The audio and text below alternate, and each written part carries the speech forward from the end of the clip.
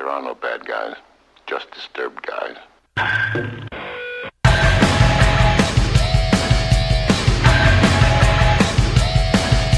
National college baseball writer for CSTV, Eric Sorenson. Speaking of, this is like Christmas Day for me, by the way. LSU wins it! All right, just watch out if they show up with those Easton bats at your doorstep. Cinderella wins the national championship! He's Eric Sorenson. He knows everything. The biggest fan of the sport you'll ever find.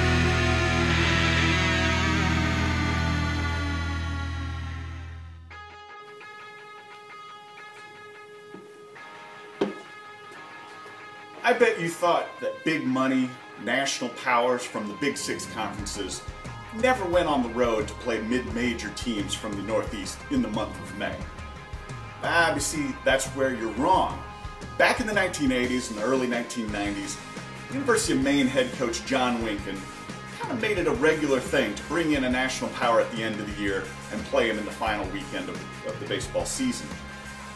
As you might recall, Maine in the 80s was certainly a national power, and they were the best team in the Northeast. Nobody ever even came close. They went to 5 College World Series, and they dominated no matter what conference they were in, whether it was the ECAC or it was called the NAC or what would become the America East. They were the team to beat, obviously. But getting a national contender to come up to Maine in the month of May, believe it or not, it happened.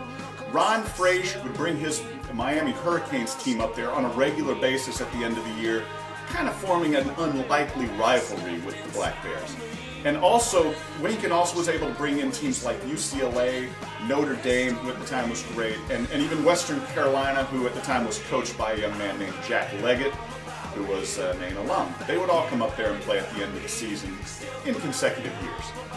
But in 1992, Oklahoma State was in the middle of a 16-year run of Big 8 titles. Now, let that sink in a little bit. 16 straight years of Big 8 titles.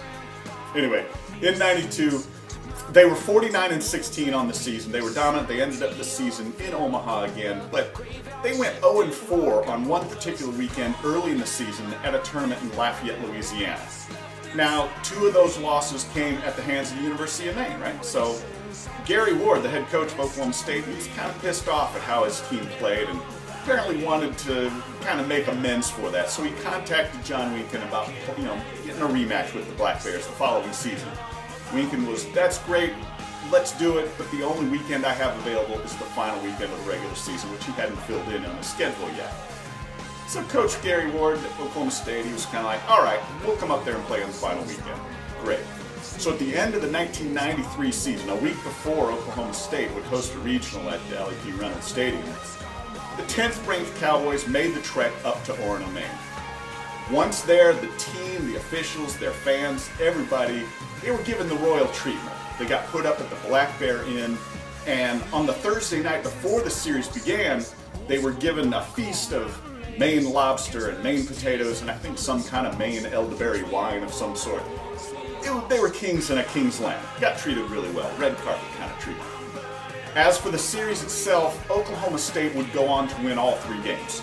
Now, before you say, well, no duh, of course they're going to sweep Maine, keep in mind 2 of the games were 1-run games, and the 3rd game ended up that Oklahoma State scored 3 runs in the 9th inning to send it into extra innings before finally winning in the 13th frame. So all 3 games were really great. Unfortunately, after that 1993 visit from Oklahoma State, Maine wouldn't be able to host another end-of-season soiree against a national power ever again. In the years that immediately followed, the landscape of college baseball changed drastically. Conferences would expand to become too big. New stadiums would be built, so money-making would become a priority, and playing easier, home-heavy schedules would come to rule the day. I don't think we'll ever get quite that good again in college baseball. For College Baseball Today, I'm Eric Sorenson. See you later.